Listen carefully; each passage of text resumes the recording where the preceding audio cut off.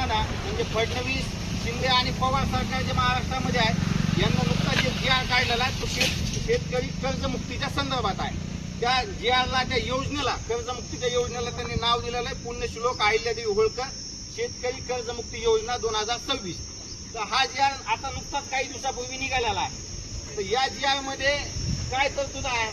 फडणवीस यांनी निवडणुकीच्या आधी प्रचारामध्ये ते म्हणत होते की आम्ही शेतकऱ्यांचा 7 कोरा करू. नंतर ते म्हणले शेतकऱ्यांना सरसकट कर्जमाफी आम्ही देणार आहे आणि तसं म्हणून त्यांना मतदान मिळालं, त्यांचं सरकार स्थापन झालं, सगळी चांगली गोष्ट आहे.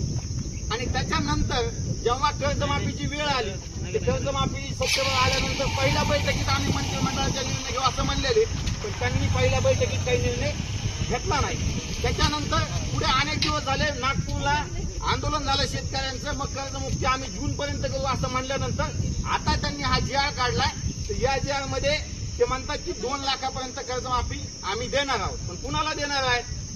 ज्यांना आतापर्यंत कर्जमुक्तीचा लाभ घेतलेला नाही अशाच लोकांना ते 2 लाखापर्यंत लाभ देणार आहे. म्हणजे याच्या आधी ज्यांना लाभ भेटलाय त्यांना 2 लाखापर्यंत लाभ मिळणार नाही. आणि 2 लाखापर्यंत लाभ तुम्हाला कधी मिळणार आहे?